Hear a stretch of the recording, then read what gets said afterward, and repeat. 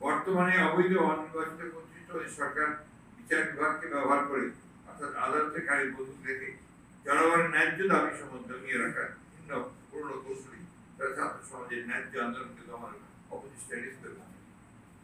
একবিংশ শতাব্দীর এই সময় এসে প্রযুক্তি জ্ঞান ভিত্তিক বৈশ্বিক ব্যবস্থায় টিকে থাকতে হলে মেধাভিত্তিক রাষ্ট্র ব্যবস্থা প্রতিষ্ঠা করার বিকল্প নেই।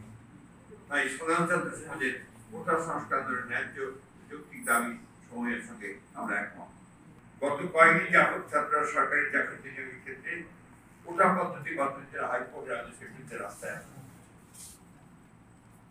এটা ছাত্রদের আন্দোলন, আমাদের এখানে সম্পৃক্ত হওয়ার কোনো কারণ নেই। তারপরেও স্পন্সর পলিটিক্যাল পার্টি হিসেবে দায়িত্বশীল একটা রাজনৈতিক দল হিসেবে আমরা এই বিষয়ে আমাদের মতামতটা জাতির সামনে আত্মসাৎ করা মন্ত্রী এগুলো আমরা মনে করি।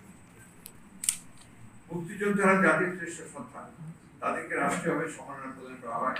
রাষ্ট্রীয় আচার অনুষ্ঠান, জাতীয় দিবস এবং তাদের মৃত্যুর পর রাষ্ট্রীয় সম্মানের সাথে দাফন করা যায়।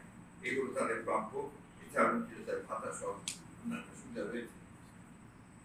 স্বাধীনতার ঘোষণাপত্রের ভিত্তিতে মুক্তিযুদ্ধের অর্থাৎ স্বাধীনতা যুদ্ধের প্রধান ভূমিকা ছিল সাম্য, মানবিক মর্যাদা ও সামাজিক সুবিচার নিশ্চিত করা, বৈষম্যহীন রাষ্ট্র ও সমাজ বিনির্মাণ করা।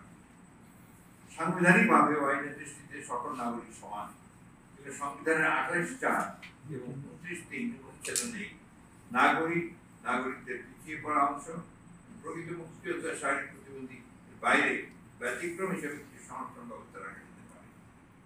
56% কোটা ব্যবস্থা বহাল থেকে প্রযুক্তি ও বিধান নির্ভর বিশ্ব ব্যবস্থা জাতি হিসাবে টিকে থেকে আপনার অসম্ভব।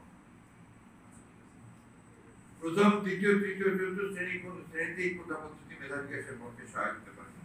মেধা ভিত্তিক বৈষম্যহীন জাতি ও সমাজ বিনির্মাণের প্রতি অধিকার সাংগঠনিক। বর্তমানে অবৈধ অনির্বাচিত কর্তৃত্ব সরকার বিচার বিভাগকে ব্যবহার করে অর্থাৎ আদালতে খালি বন্দুক রেখে জনগণের ন্যায্য দাবি সহ দমিয়ে রাখার ভিন্ন পুরনো কৌশলী তারা ছাত্র সমাজের ন্যায্য আন্দোলনকে দমানোর অপচেষ্টা নিষ্পেষ। একবিংশ শতাব্দীর এই সময় এসে প্রযুক্তি জ্ঞান ভিত্তিক বৈশ্বিক ব্যবস্থায় টিকে থাকতে হলে মেধাভিত্তিক রাষ্ট্র ব্যবস্থা প্রতিষ্ঠা করার বিকল্প নেই। তাই সাধারণ ছাত্র সমাজের কোটা সংস্কার আন্দোলনের ন্যায্য যৌক্তিক দাবি সময়ের সঙ্গে আমরা একমত।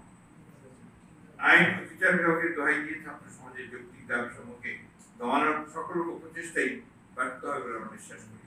কারণ ইতিহাসের শিক্ষা হচ্ছে জনগণের ন্যায়সঙ্গত আন্দোলন কখনই দমানো যাবে না। আমরা আশা করি সরকার সময় থাকতে ছাত্র সমাজের যৌক্তিক ও ন্যায্য দাবি সমূহ মেনে নেবে। ছাত্র ন্যায়সঙ্গত বিরোধীরা মেনে নিয়ে এই সমস্যার সমাধানের আহ্বান জানাচ্ছি আমরা।